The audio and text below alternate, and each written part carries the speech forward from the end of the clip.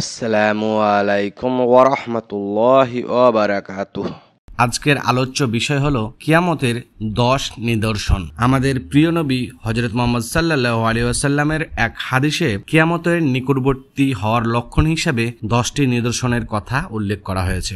এই নিদর্শনসমূহ সম্পর্কে বলা হয়েছে, একটি হাড় বা মালা ছিঁড়ে গেলে যেমন হাড় বা মালার পুঁতিগুলো একের পর এক খুলে আসে, ঠিক তেমনি কিয়ামত নিকটবর্তী হলে এই নিদর্শনগুলোর একটির পর একটির আগমন ঘটবে। হযরত ইবনে উসাইদ রাদিয়াল্লাহু আনহু থেকে বর্ণিত, একবার আমরা কিয়ামতের নিদর্শন সম্পর্কে আলোচনা করছিলাম এবং এই সময় আমাদের মাঝে রাসূল সাল্লাল্লাহু আলাইহি ওয়াসাল্লাম আগমন করেন। তিনি আমাদের বলেন, 10টি নিদর্শনের প্রকাশ না হওয়া পর্যন্ত কিয়ামত হবে না, যেমন ধোঁয়া, দাজ্জাল, ভূমি থেকে উদ্ভূত চতুষ্পদ জন্তু, পশ্চিম থেকে সূর্যোদয়, ঈসা ইবনে মরিয়মের আগমন, ইয়াজুজ মাজুজের আগমন এবং 3টি মারাত্মক ভূমিধস, একটি পশ্চিমে, একটি পূর্বে, তৃতীয়টি আরব উপদ্বীপে। এবং 10ম নিদর্শন হিসেবে ইয়ামেন থেকে একটি অগ্নিকুণ্ডের উদ্ভব হবে এবং এটি লোকদের তাড়িয়ে হাসর মাঠে একত্রিত করবে।